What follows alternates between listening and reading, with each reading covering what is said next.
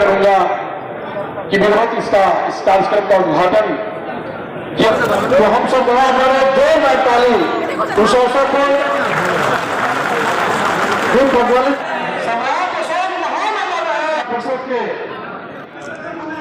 क्षमता परिषद के राष्ट्रीय अध्यक्ष हिमांशु पटेल जी,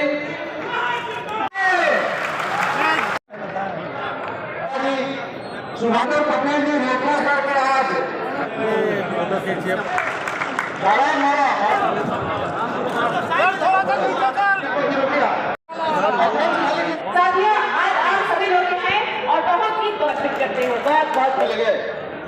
आज इस कार्यक्रम से रोड पर लड़न मनाने नेता साथी एमपी एमएलए भारत के तमाम जो है, मैं आपको इस बात हम तमाम लोग और माननीय हमारे उमेश कुशवाहा जी हैं, हम इतना आपको जरूर कहना चाहते हैं मित्रों, आप एकजुट रहिए। पार्टी जो कार्यकर्ता ये चोरी जिस दिन बरकरार और सम्राट अशोक की जयंती निर्णय लिया था, इसलिए कोई व्यक्ति इस तरह से बयान देते हैं उनको समझना चाहिए।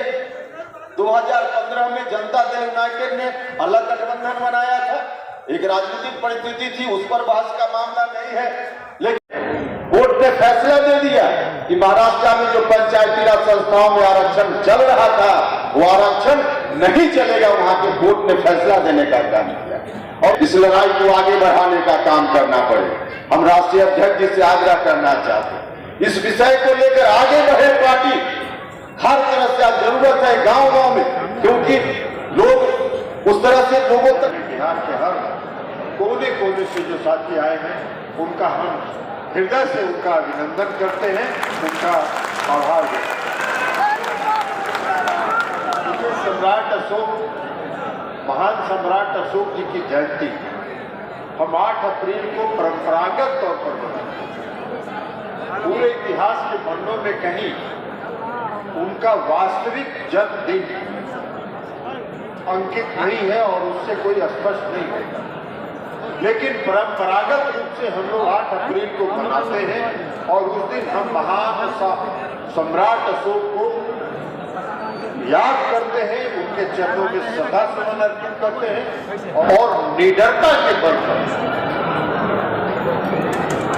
मौर्य साम्राज्य का विकास किया और मौर्य साम्राज्य का जो विकास किया इधर बंगाल से लेकर अफगानिस्तान तक और इधर उत्तर भारत से लेकर दक्षिण भारत तक सारे जगहों पर उन्होंने मौर्य साम्राज्य स्थापित किया। उतना बड़ा शासक इस दुनिया में दूसरा कोई नहीं था जो सम्राट अशोक स्वराज्य के मालिक थे और विश्व के सबसे बड़े सम्राट को उन्होंने स्थापित करने का काम। आज बिहार में नीतीश कुमार जी क्या कर रहे हैं? बिहार में नीतीश कुमार जी उनके संस्मरण को लेकर आगे चल रहे हैं। कई साथियों ने बताया कि अशोक सम्राट जी के यादगार में उन्होंने कई यहाँ कार्यक्रम किए, छुट्टी घोषित की, सारा काम कुछ किया। क्यों कर? बिहार की जो जो धरोहर है उस धरोहर को नीतीश कुमार जी इतिहास का पन्ना बना रहे हैं और आने वाले समय में आने वाली पीढ़ी उसको याद करेगी। वो इस इतिहास के सभी धरोहरों को, उनके संस्मरण को वो पुनर्जीवित कर रहे हैं और उसको रखने का काम इसके साथ समाज समय की मांग है। इसके पहले जातीय जनगणना कब हुआ था? इसके पहले जातीय जनगणना 1931 में हुआ था और 1931 के बाद आज तक जातीय जनगणना नहीं हुआ। अगर सरकार को नीति बनानी हो, बिहार का नया निर्माण उन्होंने किया है, बिहार के हर तबके के साथ न्याय करने का काम किया है, तो ये सब काम जो माननीय मुख्यमंत्री नीतीश कुमार जी कर रहे हैं वो किसके रास्ते पर चल रहे हैं? क्या किया उन्होंने? बिहार में जो अति पिछड़े वर्ग के लोगों को जो उन्होंने आरक्षण देने का काम किया, 20% पंचायती राज व्यवस्था में, महिलाओं को जो 35% आरक्षण उन्होंने सरकारी सेवाओं में दिया, 50% का आरक्षण उन्होंने पंचायती राज व्यवस्था में दिया, महिलाओं को, ग्रामीण महिलाओं को स्वावलंबी बनाने के लिए जो उन्होंने जीविका समूह चलाने का काम किया, ये क्या है? ये उनकी ताकत है। नीतीश कुमार जी, आज सभी पार्टी के लोग सभी राजनीतिक दल के लोग अति पिछड़े वर्ग की ओर टकटकी लगा के देखते हैं और चुनाव के समय में अति पिछड़ा वर्ग नीतीश चरणों में श्रद्धा सुमन अर्पित करते हुए अपनी बात समाप्त करता हूँ। बहुत बहुत